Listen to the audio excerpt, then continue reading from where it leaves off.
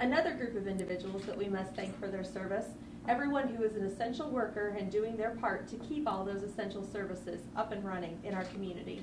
From the frontline healthcare workers to those who are keeping the grocery stores well stocked, we thank all of you.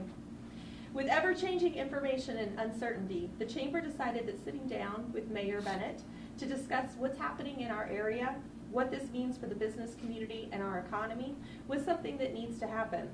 The questions we're addressing tonight are focused on the business and economy. If you have a health medical related question, I would urge you to contact the Vigo County Health Department. I know Administrator Joni Wise and Vigo County Health Commissioner Dr. Darren Brucken and the rest of the team will be happy to help address those concerns. They're working tirelessly to keep our community healthy. Before we dive into the questions that have been submitted by all of you in the West Central Indiana business community, I wanted to give you, Mayor Bennett, an opportunity to say a few words and open this discussion. Mayor? Thank you, Kristen. Well, thank the TV stations, just all the media for helping to get this message out. We thought it would be really important to, as you said, kind of have a focus on that business side and kind of some city operation side, how we're affected and kind of where we're going from here. We get a lot of calls in the office. I get a lot of questions, and I think when I've seen the questions here when I got here this evening, and they seem like perfect ones. And so I'm looking forward to this opportunity. We're all just facing unprecedented times, so anything we can do to share information, communicate, and answer questions, I think at the end of the day will be helpful to everybody. So thank you. Glad to be here and ready to get started. Absolutely. All right, let's dig in. So you've been in office for over 12 years. And you've battled a wide variety of circumstances in that time, but nothing, I'm sure, quite like what we're facing now with this pandemic. So in what ways do you think Terre Haute will change in the next 3 to 5 years? And what do those transformations mean for the citizens of the community? Well, I guess when you think about some things that have happened during my time in office, you know, we had a 500-year flood when I first came into office. We've had, 3 public safety, officers lose their life in the line of duty. We've had financial challenges for the community. We've had plant closings. You look at all those things and you kind of process and you try to do the best you can as a community to deal with that. And then along comes a pandemic that none of us have ever really experienced or really knew what that would kind of an impact it would have on the community. I think it's been challenging without any question for a lot of different people. And, you know, we've tried to react from a city perspective as best we can, but there's so many unknowns. You know, you listen to the health professionals, and you mentioned the Vigo County Health Department and the State Health Department. You know, we try to listen and use their guidance, but here we are facing something that we really don't know what the next day is going to bring. And so I think the challenge for us has been to learn, try some things, listen to people, answer their questions to give them some comfort, and that's been the most important thing that we could do. So we have a question that was submitted by Jennifer in Terre Haute. She asked, because there was such great momentum with several projects right before this happened, including the convention center, casino, and some other things, where do we stand with those projects today? Yeah, we were just right on kicking off multiple major projects, some of the biggest ones we've seen in a very long time. Things have slowed down a little bit, you know, with people staying at home and kind of, even though you have the ability to do this Zoom conferencing or anything else you want to do to be able to continue to communicate, there are some things that have slowed down and have made it difficult for us to get some things done. But we're happy to report on the convention center that most people have probably heard that work actually started today to help move the utilities. You know, we've got an agreement with the school corporation. We hope that next week they will approve that final sale, which we expect them to do, and we'll be able to go, you know, full bore into this. And so you're going to see a lot more construction activity at the convention center site. From the casino perspective, that was a big project that people were talking about. We're just waiting on the Gaming Commission to make their final decision. They're not telling us anything specific, but I am very, very confident that in the next couple of months we're going to get a positive answer from there, and that project will be able to move forward. I would hope still that groundbreaking will take place in late summer, early fall. We'll see. That's just kind of my schedule, but I believe that's going to happen. The police station, we continued. I had a long conference call today. We're looking at some different kind of financing options that have come available to us, so we will get the police station started soon. I know I've said that many times, but there's been a lot of things that have slowed that down, and we're moving ahead. So all those big projects, you know, are happening and will continue to happen, and we're really looking forward to it. This year is going to end with a bang. Yeah, let's hope so. All Earlier this month, along with numerous local and regional partners, the Chamber launched something called the West Central Business Hub, and specifically a COVID-19 emergency response team. And we created this entity to kind of help assess what is happening with the pandemic and really the impact on the businesses in the region, and then also to help answer some of those immediate questions. Responses to this have been good, and we're very interested to see all of this information start coming in. I know you stay in contact with a lot of the business leadership in our community as well. What are some of the big issues that you're hearing that people are facing right now in their individual businesses? The bigger businesses seem to be weathering it a little bit better. It all depends what their market is, whether if their suppliers or their customers are still in business. That's kind of been the biggest effect on them. What I'm hearing mostly from is small businesses. They're just really struggling, and there's no question. And I know we've got some other questions about that, but that seems to be the biggest thing. When you don't have customers, you're not making any money, you can't pay the bills. And so it's been a mix. And so I think some businesses are doing pretty well in this environment, but others are just doing, very poorly. And that's the ones I worry about is, are they going to be able to make it? And when setting up this hub and these people, these professionals, these subject experts has made a huge difference. I've heard some positive feedback about that we really didn't know how to go about certain things, pointed them in the right direction so they don't waste and spin their wheels on things, waste time. And so I think it's been a very positive thing. And what I'd like to see happen after this is all over with, use this same model as we move forward to do economic activity, build business here, is to still have that hub available to help businesses in a variety of ways, not just COVID-19 related. Yeah, absolutely. So last week you were on with Indiana Governor Eric Holcomb through one of his daily updates. Not only did he ask you about the business hub like we talked about, but he also commended your efforts on the In This Together video campaign via social media. I think at this point we've had each of the higher education institutions, both hospitals, local business, police and fire, and a variety of other leaders participate in the campaign. Talk a little bit about what it meant to have the governor recognize those efforts and be part of that daily update. I think the governor's done a great job. No matter what position you're going to get criticized for something you do or something you don't do. And I think he's been very steady along this route, I guess, if you will, this path that we've been laid in front of us. And I think when his health professionals that work for him tell him that we need to do certain things, I think we all need to listen to that. They're the experts. And he felt like it was really important that we get everybody in the state on board with this stay-at-home concept and get people to just hunker down and help, flatten the curve, as we've heard 100 times. And I wanted to do our part here. I wanted to be supportive of those efforts, and I think we've accomplished that. I think we've done really well here. When you still look at our numbers, we're doing great. I'm not saying, anything can happen, but I think that's had a huge impact. And so wanted to be supportive of the governor on that. And then, the business hub was something that was very interesting to him because he sees that's a good concept. You can't, people are on the phone all day calling government sometimes, so there's people in the community that can help take that load off the state and the federal government, and that's exactly what this has done. So it was good to be on there with him. He's a great guy, and I appreciate that opportunity and look forward to future conversations. Absolutely. So let's talk for a minute about the healthcare community, which is a big part of our local economy. I'm sure you can agree that we have a tremendous amount of providers who are working tirelessly to ensure the safety of everyone here. We have some really great information that we wanted to share this evening before we kind of get to the question part of it. Two of our leading providers and their leadership have actually joined together to demonstrate their commitment. So Steve Holman, CEO of Union Health, as well as Nathan Boyce, the CEO of Regional Hospital, have come together and issued a joint statement that we're going to be reading here tonight. Your safety and comfort always comes first. At Union and Regional Hospitals, patient safety and comfort have always been our top priority. With the recent COVID-19 pandemic, we understand the concerns you may have about coming to a medical facility. We want you to know that we have intensified our already rigorous protocols and precautions to ensure the safety of our patients, visitors, and staff. As you return to our care, you can be sure that both Regional and Union are fully prepared with a highly clean environment, expert caregivers, plenty of personal protective equipment, or PPE, and the latest medical equipment. We want everyone to feel confident that our new procedures will allow patients to once again seek the treatment needed without increased risk of COVID-19. In addition to this statement, the two leaders are working together on a series of videos to show their commitment to providing this safe, comfortable environment for patients as they resume that regular care, including elective surgeries and routine appointments. The videos on this statement are available at the Chamber's Facebook page and on our website. And really, on behalf of the Chamber, I applaud their collaborative effort, as I'm sure you do as well. And there's two more exciting pieces of information that we just got this afternoon that I also wanted to share here.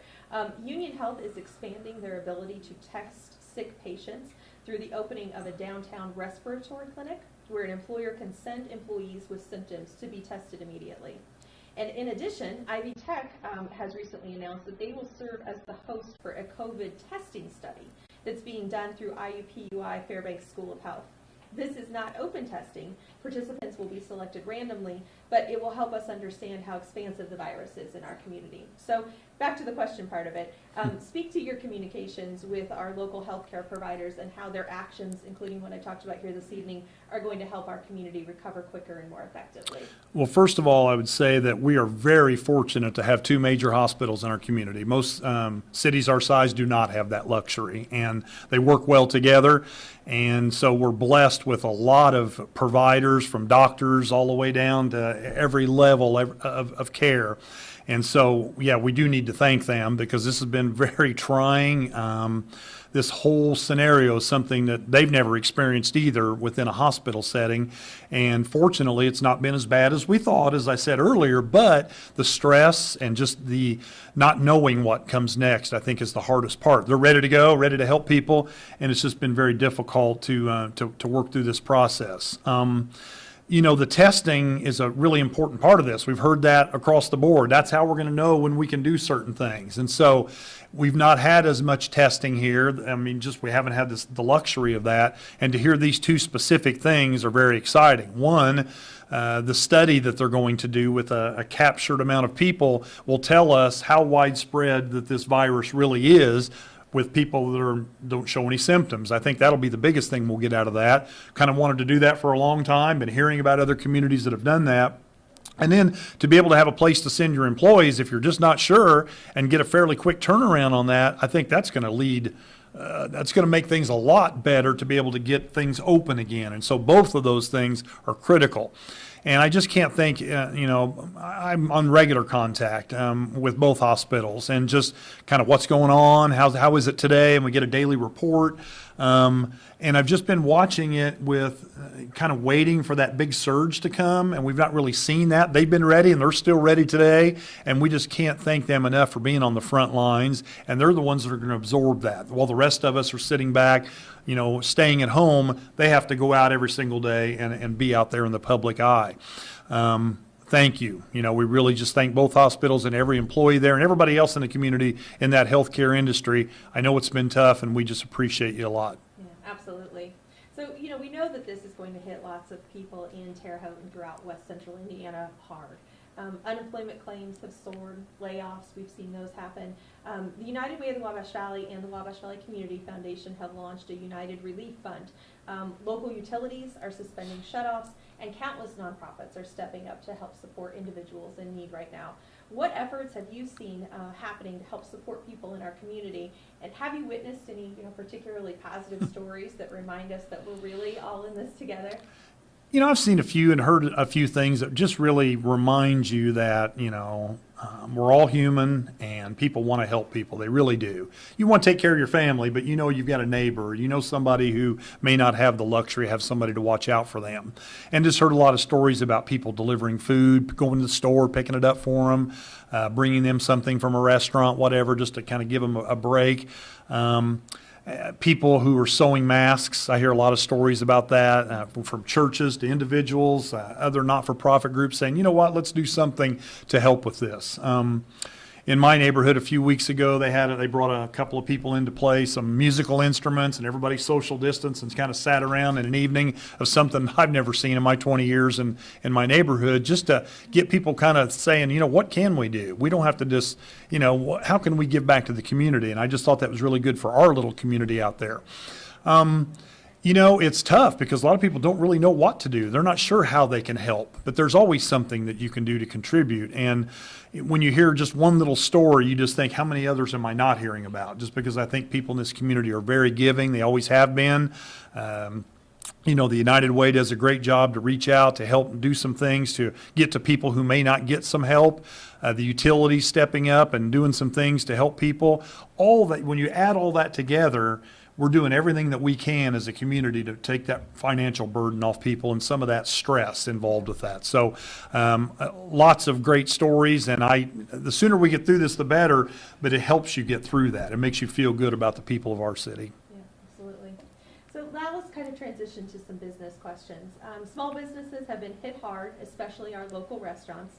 Local owners and managers have reacted as quickly and effectively as possible, but the long-term effects of this closure are going to be significant. Just in the last week, we're starting to hear discussions about reopening and the steps the restaurant industry is taking to coordinate an effort between the governor's office, local health departments, and restaurants themselves to be able to reopen in a way that's safe for everyone. What words of support would you offer to the restaurant community in particular? You know, I love restaurants. I mean, I enjoy going out and seeing, you know, unique places, and we've got so many wonderful establishments in our community. But, you know, it's not a business where you make a lot of money. You do it because you have a passion to do that. And when your profit margin's not very big and there's no money coming in, even if you're open now to do carry out, it's not paying all the bills. And they're trying to keep people employed, and I just would ask everybody in our community to continue to support those local businesses. I think at first a lot of people were buying groceries and cooking at home, but after a while you got to do something a little different. That's the way it is in my house. And so we've tried to bounce around and hit lots of different places, especially the smaller, you know, locally owned places. You know, we're here, we want to support you. It's just really tough right now because people are trying to stay at home, and it's an awkward time where we want to do something, but you also want to not help spread the COVID-19. So I'm hopeful that they'll be able to survive. Hopefully some of these loans will help them. You know, I think the government's doing the right kind of a thing if it gets to the right people. And that's what we're kind of hearing, that as long as that happens, they'll be able to survive, and we'll get back to some regular business where they'll be able to thrive again and be able to stay in business. But I know it's tough, and so we're right there with you, and just hopefully that you can survive this and be able to stay around. Absolutely. We have a question from Christine. And she asked, kind of similar industry that's been impacted, about hair and nail salons. Are you hearing that a phased approach will be used there as well to start reopening them? You know, what criteria do you see being put in place for how these businesses can reopen? Well, since my wife's a hairstylist, I hear this one every day. You know, I think my take, and I don't have any inside knowledge other than just observing the governor and his actions and the things he says, reading between the lines. My guess would be that it would probably be a phase 2 kind of a thing. I mean, you're working very closely with people. And so when you're talking about, you know, whether you're getting your nails done or your hair done or any of those tattoos, any of those kind of things, my guess is that that'll probably fall in that second group versus the first group. I could be wrong. But I think, you know, extra precautions, making sure that the initial phase doesn't create some backlash of a spread again, to feel comfortable with taking that next step. You know, and it's difficult for a lot of those self-employed people. I mean, there's no unemployment available yet. It's coming, it's supposed to be sometime in May. And so those folks are going with no income at all, just sitting at home waiting to see when they can go back to work. And their customers want to see them, and I just know how this is. And so I feel there's a lot of people in that segment of our business world here. I'd say just hang in there because, you know, help is on the way. And I think very soon we should be able to see some release there to begin to open that up. Right, absolutely. So a major component of our economy, especially here in downtown Terre Haute, is education. I know there's a lot of discussion happening at the state level about what a return to school will look like, both in terms of higher ed and K through 12. What discussions have you had with education leaders in our community in both of those sectors, and what they're looking at, and how will this all impact the community here locally? You know, that's really kind of a loaded question because I don't think a lot of them know. You know, when you're talking about bringing a bunch of students back in the fall, you know, that's like, that sounds like a recipe for more spread of this coronavirus. I think they're in a difficult spot because when we want the students to come back, it's a huge economic thing for us, but they have to look out, of how they're going to be able to conduct their business. I've heard different kinds of stories about how successful or not, the online for everybody. I mean, some people do online and everything works out great. It's not for everybody. And so I still think that at some point here we are almost May, and we're not too far away.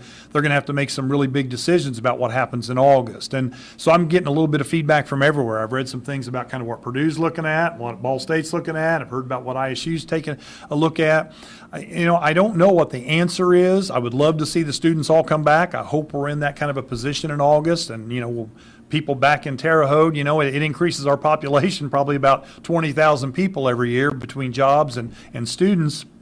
It has such a positive, important impact, and I think they're just in a really tough spot right now is which path do you choose, because the safety is so important.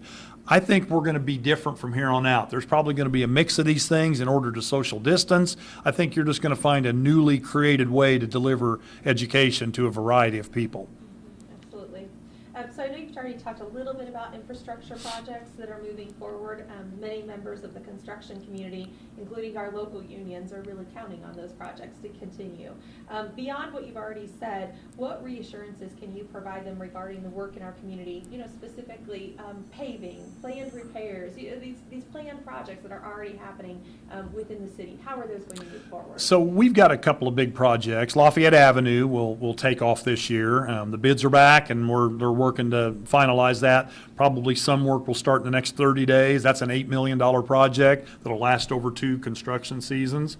Then we've got community crossings projects that we're doing this year. That's fully funded. Doing a section of Wabash Avenue, a section of Crawford Street, Prairie Road from Holman all the way down to the prison, and then North 13th Street from Fort Harrison to Hawthorne. Those are all kind of significant. They're not just basic milling and paving. There's some construction work and repairs in those 4 streets. And so that money comes from the state through the community crossings projects, and so that's funded no matter what happens, because I want to talk about a few other things here shortly about revenues. And so what I worry about is being able to do the other smaller projects that we do. And so don't know how that's going to play out yet, because it really all depends how the rest of the year financially works out for us from a budget perspective. But those big projects will happen for sure. We're going to wrap up our long-term control plan project on the river. We're negotiating the final steps of that. We had an environmental issue that we ran into, and so we're having to pull the plug on that project, wrap up the final pieces, and then move that one piece out of that and redesign. But we've spent $20 million down there over the last year. So we're going to continue to do those things. I hope the private sector will come back, as soon as we kind of get through this. But we know the casino, as we mentioned, the convention center, the police station, the jail, those are all huge projects. And so we're going to keep the workers busy here. Yeah, absolutely. Another important part of our economy is tourism. I think people don't often realize it, but many thanks to Dave Patterson over the years and what he's done with the Terre Haute Convention and Visitors Bureau, we've seen a tremendous growth in this area. What kind of things with social distancing and having to limit those large events, what can you see as being the impact on our community, and what are some things we can do to start to address those things? That's kind of the direction we've been moving for the last couple of years. I mean, in the past, people didn't really talk about Terre Haute and tourism. People came here for a variety of things, but you didn't think about that. And as part of our community plan, we really want to take advantage of that. With the convention center coming, with the casino coming, it kind of changes the game dramatically for us. How social distancing applies in the future is totally unknown. And so obviously, the more space you have and the more facility that you have flexibility in is going to help us to be able to deal with the end of this pandemic, and whether more come down the road, we have to be conscious of that. So changes are going to have to be made. We're going to have to adapt to that kind of if something happens, we don't have to shut everything down. We've got to get to that point. I think you're going to see, once we kind of get through this, a big push on our part to reestablish ourselves. We didn't want to lose any of that momentum we were starting to gain. The Convention and Tourism Bureau can rattle off so many different things that happen every year that if you're not involved in it, you don't know. All those people are coming from bowling tournaments to cross country to softball tournaments. There's so many things that if you're not directly involved, you don't know the thousands of people that come here and spend their money in these restaurants, stay in the hotels, buy gas, go to retail stores. that's the kind of thing that we think we can take advantage of and take to a whole nother level. When you bring a casino and a convention center here, you're going to bring a lot of people to Terre Haute that have never been here before and expose them to our community. So we have to be ready for what the future brings, but we've got to structure ourselves in a way that this is a safe and healthy place that they can come to. They're going to feel safe to be here and enjoy their time while they are here. Absolutely. So let's shift gears a little bit and start to talk about some of the city financial questions. So we received a large amount of questions about the city finances and what impact COVID-19 is going to have. Several of the questions also focused on property taxes.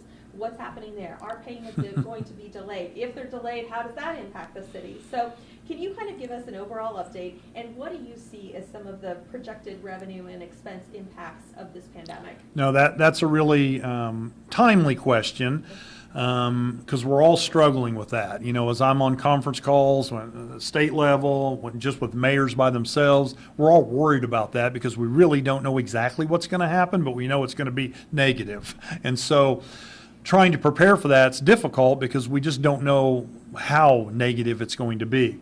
So let's start with just the city's finances as a whole.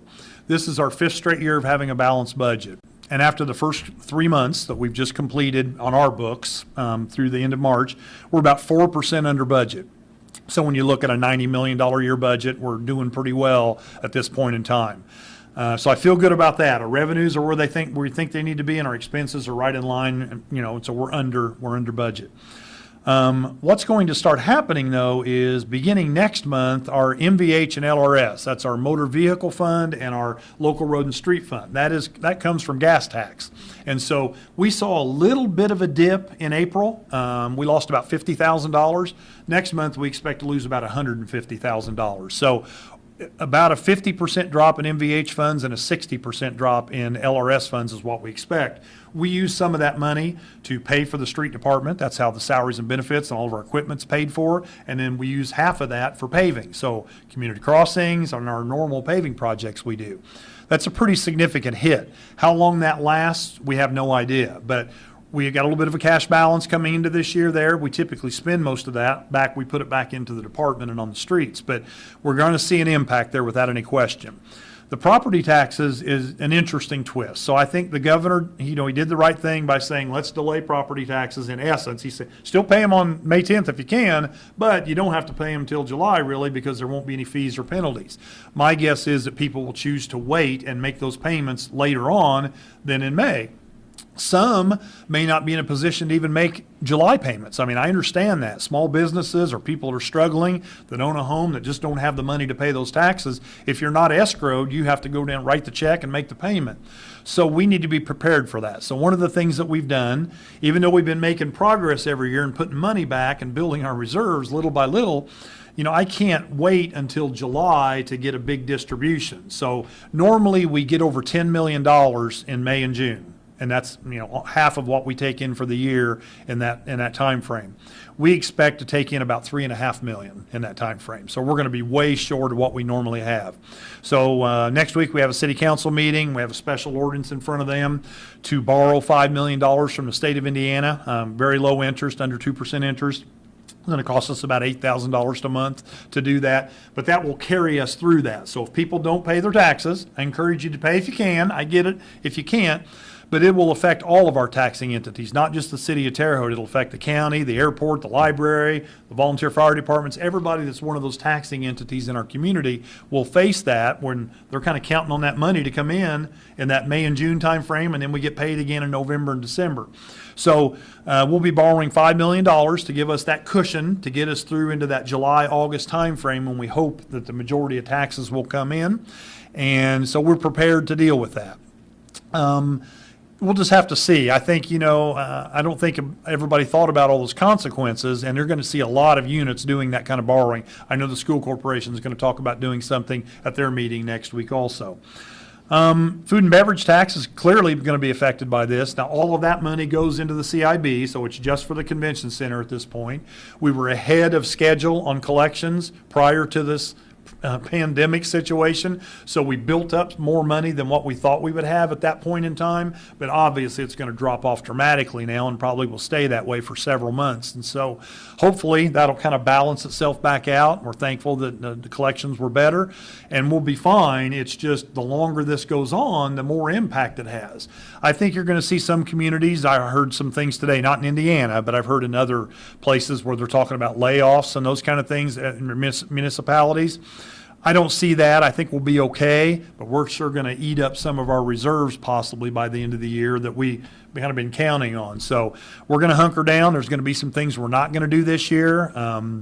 Most of our positions are filled, but we probably won't, if anybody leaves, we probably won't fill those. So we'll do some things to mitigate that a little bit. But you know, we set the budget last fall, and so you can't really make a whole lot of changes. You're only going to get so much revenue in, and if the revenue drops, then we're going to have to reflect that in expense cuts. So right now, I don't see of anything particular we have to do. I feel really good of where we're at coming into this, better than we would have been 4 or 5 years ago, and so we'll weather this storm too. Absolutely. You know, the COVID-19 has probably put another strain on our public safety, fire, police. You know, talk a little bit about what changes that you've seen happen in those departments, what changes are coming down the pipeline, and you know, how does that overall impact the city financially? You know, that's been the biggest impact clearly is public safety because they're our frontline folks. You know, the police are going out, responding to calls, going into people's houses, interacting with people very closely a lot of times, and then the fire department responding to whatever the emergency is, being, you know, right in the middle of this. Both departments, both chiefs did a good job of putting together some protocols to not only social distance, but to some PPE related things, reducing the amount of people that go into houses. You know, in the past, we may have 3 or 4 firefighters go into a house or 2 or 3 policemen, depending on what the situation is. So they changed a lot of that. We're only sending 1 person in maybe, or only 2.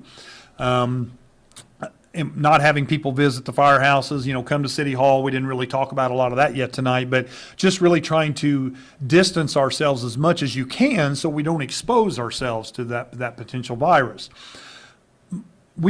So far, we've had 34 firefighters that have been quarantined at different points of time. Only 5 have tested positive, but we've had exposure, clearly had exposure. So either a doctor told them to quarantine, the health department did, or maybe we did because of what they told us about a situation. That's had an impact, and that'll have a financial impact on the fire department with overtime at some point too, because having 34, you know, out of 150 firefighters out at any given time, we have to fill those shifts. From a PPE perspective, we're in great shape with the fire department. We got about 2.5 weeks of supply, and we've got orders in place to hopefully fill those in a couple of weeks. On the police department side, we don't need quite as much equipment, but we have. We got a $5,000 grant from the Community Foundation recently that helped purchase some equipment for our technicians.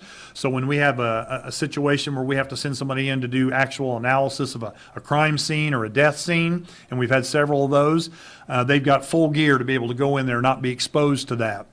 So that money helped a lot. We've also applied for a $38,000 grant through the police department for some more heavy duty kind of equipment that we can use for our SRT team and others that will work with their equipment that they wear. So it's more heavy duty kind of stuff, and I'm pretty confident we'll get that grant. So I think both on the police and fire side, and we've only had 2 policemen that we've had to quarantine, and they're both back, and most of those firefighters are back, but I only say that because every day could bring a whole new scenario. We just don't know.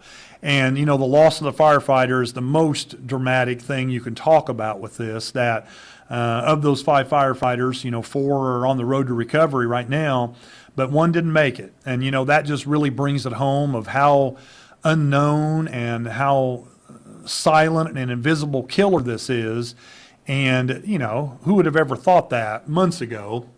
And yet we've lost one of our frontline people because of an exposure. And it's just so unfortunate. And, you know, we just had the funeral recently this past Saturday, and the community turned out for it was, you know, difficult to have a proper service, but I thought it was done very well and really, you know, helped to send him off in a positive way. But it just kind of, it's that reality check that all these frontline people, whether it's a hospital or whether they're public safety or whomever they may be, the people that work in the grocery stores, all the things that we talk about, they're exposed to this more than any of the rest of us. And, you know, you have to applaud one that they choose that career to be in, but I don't think any of us thought much about something like this and how quickly it can take a life. And so, you know, I just want to salute John Schaufstall again for him serving our community and for the community outpouring to support the family and our firefighters. It's just been a difficult time, but, you know, quite a reality check for all of us. Absolutely, absolutely. We already talked a little bit about the police station, so let's talk a little bit about kind of some of the general functions of the city. One of the biggest questions we've heard from the business community is how to be prepared for this type of pandemic again. You know, we're investing a lot of time into looking at those emergency preparedness plans and what those look like. So what kind of long-term planning efforts are you looking at on behalf of the city to kind of help us figure out, you know, if this happens again, if, like you talked about, additional waves happen later in the year, how are we going to deal with that? So I guess two things come to mind. One is, you know, what we've done to structure the way we're operating the city. So we've got some people that are working from home. If they use a computer all day and they're doing things, data entry or whatever, that kind of a thing, that's worked out very well. Some people can't do that. We have a lot of employees that have to be in a truck, have a piece of equipment, and go do their job. And so I think as we move forward, we need to think about, we've done some things, but it's not easy to do that social distancing all the time. We don't have enough trucks to put everybody in a single truck, as an example. So we need to think about how we position ourselves to, if this happens again, which it could possibly do that, or just even in the normal flu season, how do we keep our employees from infecting each other so that we've got people, you know, we're pretty minimum staffed everywhere. And so when we lose some people through sickness, I mean, we can't get as much work done. And so it's all of that. We want to continue to deliver the same level of service, but how do we help them to stay, you know, safe and healthy? In City Hall, we're beginning to install some barriers and things in our desk or in our front line areas where people come in and do business, where you pay your sewer bill, where you go up in engineering to get permits, in the clerk's office where you're paying traffic tickets. So when we open back up, we're going to have some new things in place. I think we'll expand that in the future and just put it in place to be ready for that and not have to react to something like that. And PPE is probably a big one, and other supplies, cleaning supplies. We've had the same problem to get those things that everybody else has had trouble getting. So we're going to use some of the grant money that we're looking forward to get to stockpile a lot of those materials so we don't have to rely on vendors or the state or anybody else. So we'll have our own supply to be able to deal with that. Things that we just never, we always had a supply, but we never thought we'd have to have, you know, 2 weeks, 3 or 4 weeks supply on hand because you went through it so quickly. That's going to be the biggest change for us. You know, it's there. I don't think there's any specific answers, but we know what we've experienced, and so if you don't do that, you're not doing good planning. So whether you're a business, you're at home, or your local government, you got to make sure you cover those bases. You talked a little bit about City Hall and some of the changes you're making there, but what about meetings? You know, meetings are a critical part of government and keep things moving forward. You talked about a city council meeting next week. What are some of the things that you're looking at implementing there to keep people safe? Well, that'll be a virtual city council meeting next week. Not that those are the most optimum thing to do, because people do like to come and be able to speak and present themselves in front of the council or the Board of Works meetings or the Parks Board's meetings, whatever. We've canceled most of our meetings to date. We've had a few that we just have to do because we've got contracts, things like that, payroll, things we have to kind of keep moving. But as we move forward, there's no reason not to use this technology. I mean, I think you can do a lot of things that cut down on cars driving to meetings. It's faster, it's more efficient of people's time, but you got to have that mix and that balance of public access. And so how long this pandemic actually lasts, that when the governor releases us to go back to normal, I would say that I would love to see the state make some rules that allow us to use those things in the future without an executive order. People can get in on Zoom meetings. We had our CIB meeting a couple of weeks ago, and there was about 35 people on there total, and there were several people from the community that listened in, and they heard the whole thing. So I think you can still accomplish this, but you want to make sure you're being open and transparent with the public. So my guess is that, we're going to see some changes to laws that will at least allow those things to happen, so we don't have to wait for some declaration in order to use that. Yeah, absolutely. I've seen a lot of questions this week on social media. Could that meeting have really been an email? We're going to find out right Yes, now. yes. So the next question was sent to us by Mike. He would like to know, is there any place in Terre Haute that is still taking recycling? With ISU recycling closed, there's not a public place for drop-off. So you can come to the city of Terre Haute in our City Hall parking lot on the north end. We have a green dumpster that sits right next to our regular dumpster that's in a wooden fence. So sits right outside of it on the north end. We empty that 3 times a week, but if you've got some recycling, it's single stream. You put it in there, Republic will take it to the recycling center in Indianapolis, just like, the way it would work if you had it at home, or the way it would work somewhere else that worked through the recycling process. So right now, that's the only dumpster that I have from the city's perspective. We have some others we're going to be placing, but we've kind of been just working into that, and the recycling industry itself is really struggling. And so I know there's a lot of people that want to do that, but there's no market out there right now. And so we've just kind of cautiously moved into doing more. But right now, if you've got something, I just had somebody call today and they brought their all their items to City Hall. Just pull in there on that north end, put it in the dumpster, and you can pull right back out. Mm-hmm. This kind of thing inevitably has an impact on economic development. You talked a little bit about some of the offices in the city. So let's say you need to obtain a building permit.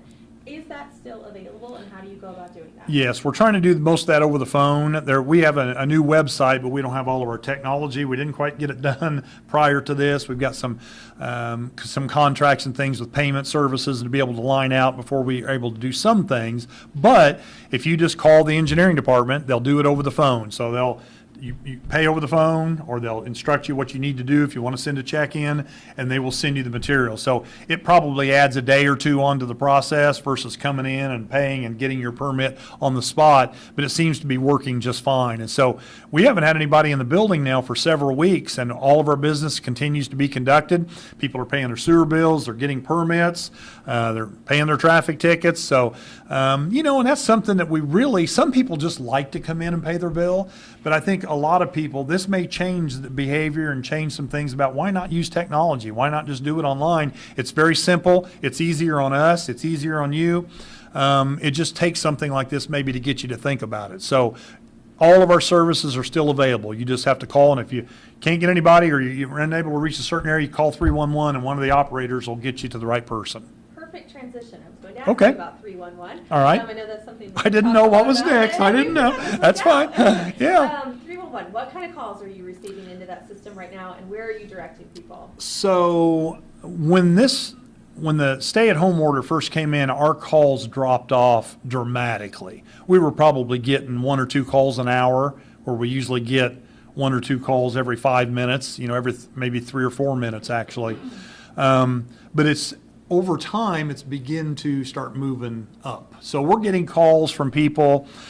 Right, the 2 biggest areas I would say right now are potholes and large item pickup. Large item pickup is always one of our biggest ones anyway. We're still doing that. We don't have our prisoners right now because they're on lockdown at the federal penitentiary. We haven't had them for about a month, but we're using our staff, some of our grass cutters and others, even though now we're beginning to cut grass, we're using some internal staff, and we're still doing that.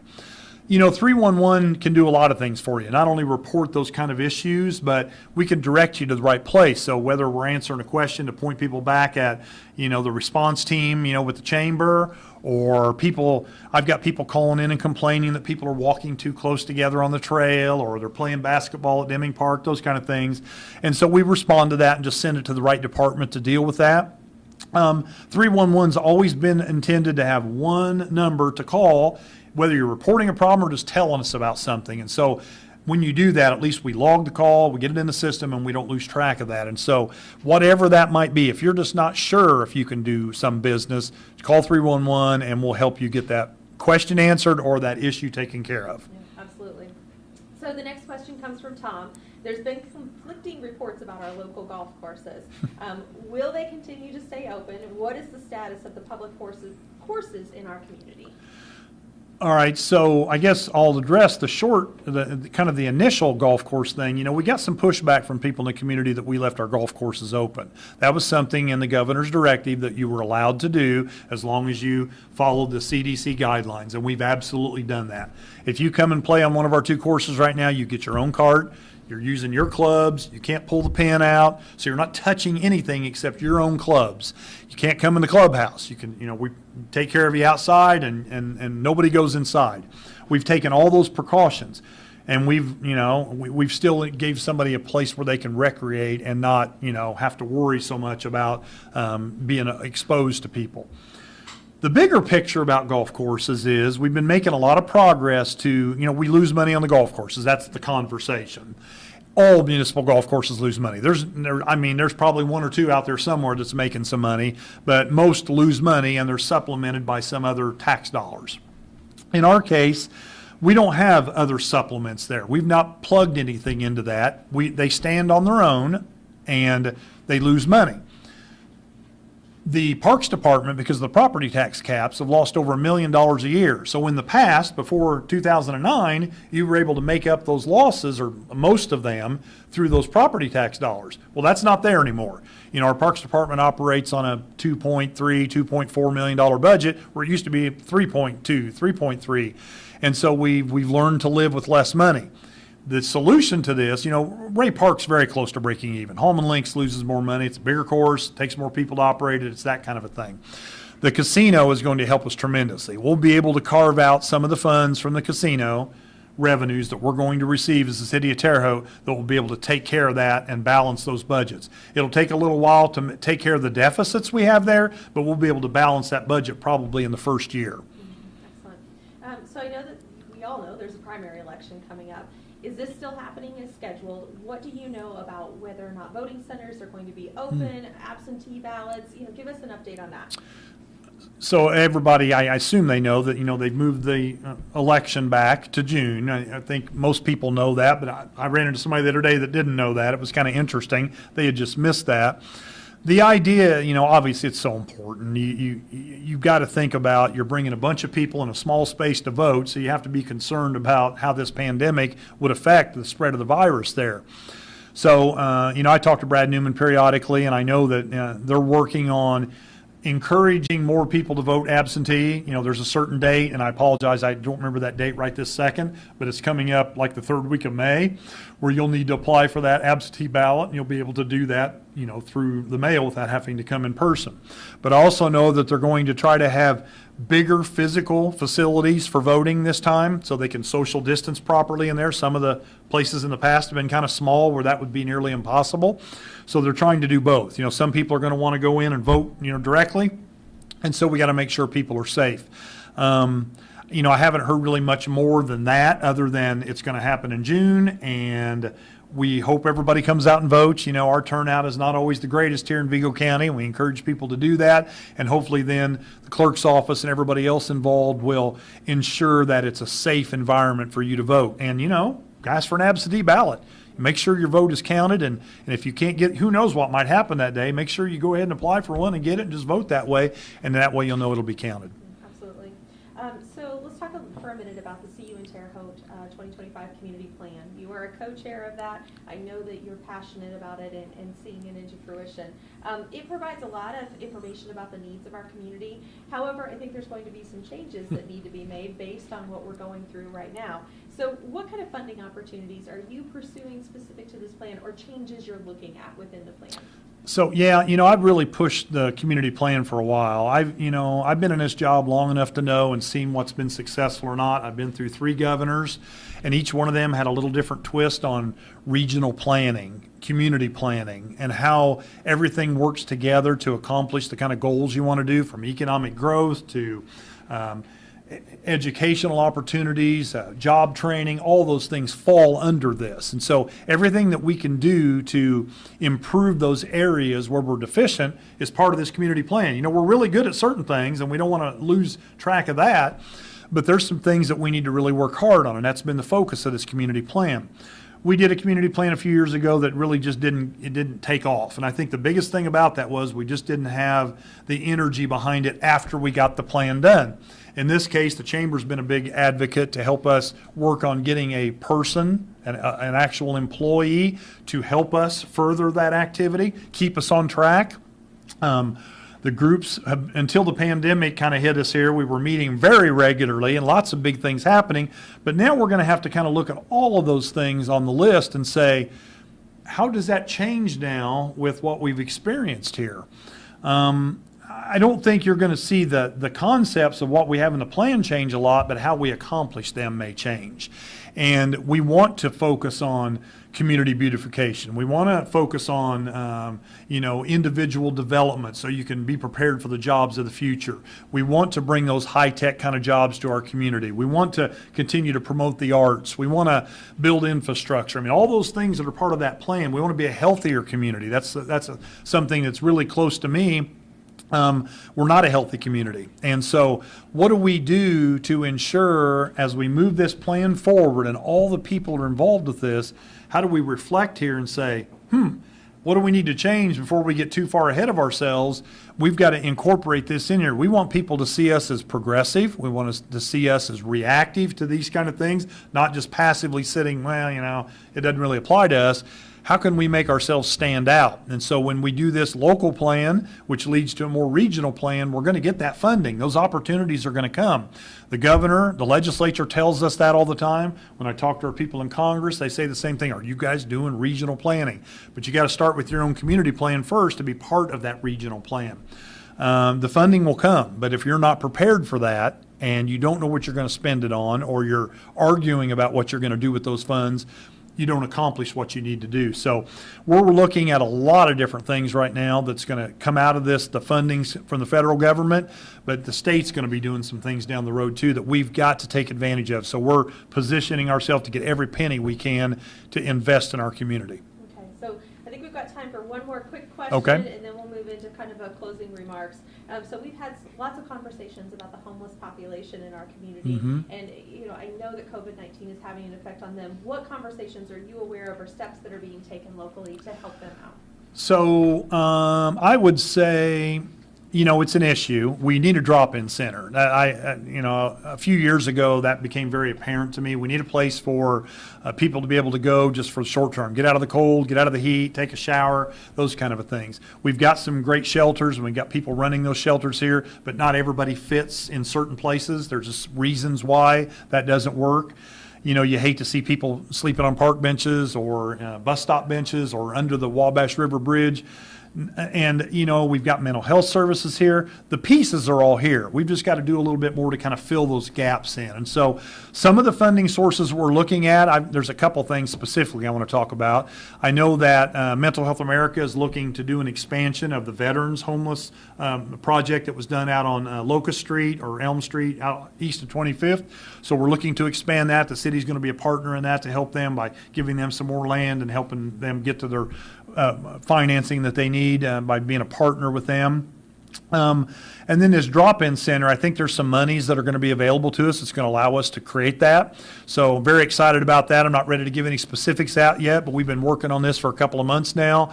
And I think we're going to have a really good story to tell. Then the key will be, do we have the local resources to help these people get plugged in? That's the key. You got to help them, get to where they need to be. And not everybody wants help, but those that do, we've got to get them first. And so we want to help everyone. Absolutely. So thank you for participating in this again this evening. Is there anything that we have not touched upon that you would like to kind of wrap up in your closing remarks? We covered a lot of topics, so I think this was good. I guess, I'm excited. I'm really energetic about where we're going. It's been pretty rough lately for everybody. Everybody will admit that. I'm kind of tired of being at home myself. So I spend all my time either at home or in the office, and you hit the stores and a few restaurants every once in a while. But I think we're all ready to get back to work. People are feeling that, and the governor's starting to do some things that are going to lead to a great place. But we've still got to be conscious about not spreading, and we got to remember to listen to the professionals. So I can't overemphasize that enough, but I'm really looking forward to the rest of this year. These projects we talked about, just the energy, I think it's going to come back quickly. I really feel that. People are telling me, let's go. So I'm excited about our future. I think we just need to be prepared for what, beyond this short-term future, what the long-term future brings when we talk about these kind of pandemics. And just once again, thank those frontline people. Thank those people at the hospital. all of our healthcare providers, the people that work at Kroger and Walmart and everywhere else. Thank them for what they do. We just really appreciate them serving us and putting themselves on the front line every single day. It's not easy. And so we're going to get through this, and things are going to be even better than they were before. Absolutely. Well, thank you again, Mayor. Again, thank you to WTHI TV for tonight's live broadcast and WTWO for streaming this event tonight. Mayor Bennett, again, really appreciate your time. A copy of tonight's broadcast, along with additional information on COVID-19 business resources and expanded information that we talked about earlier from our healthcare providers, is available on the Chamber's website. If you have further questions for the mayor, I know he would be more than happy to answer those, and you can contact him at City Hall. If you have questions for the Chamber specific to business concerns, if you're looking for financial assistance, trying to understand those different things that are available, or really would like to reach out to anyone on our staff, please reach out to us. Again, thank you so much for joining us tonight. Stay safe and healthy.